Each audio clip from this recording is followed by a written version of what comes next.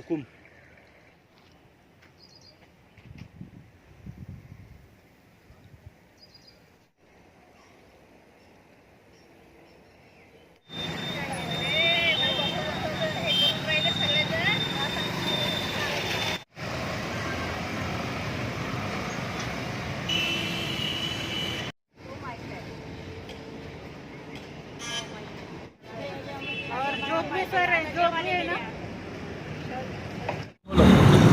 हम Sunday के दिन वहाँ पे गए और हमने पूरा साफ सूफ भी किया, सब कुछ किया।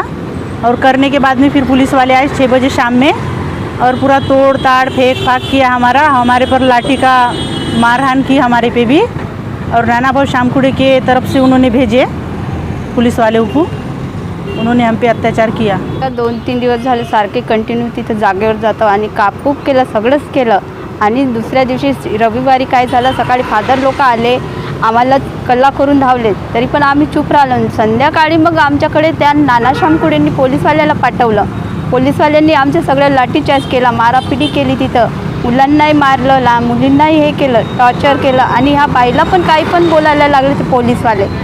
आणि नाही का त्याच्यानंतर नाही का आम्ही ह्या आंदोलनावर कशासाठी बसलो की आम्हाला आमचा न्याय मिळाला पाहिजे, त्याच्यासाठी बसलो। आम्हाला घर नाही, काही नाही, आम्ही काम करून कुठं राहणार आहोत, कुठं जाणार आम्ही, यासाठी आम्ही आंदोलन करून इथे बसल्या।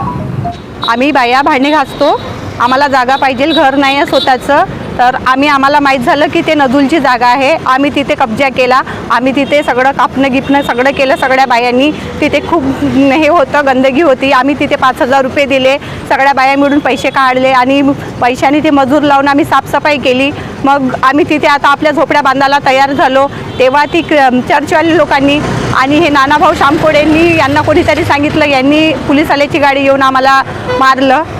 आणि मग आता आम्ही इथं आंदोलन करू, आम्हाला ते जागा नाही भेटेल तर आम्ही इथेच बसून राहू।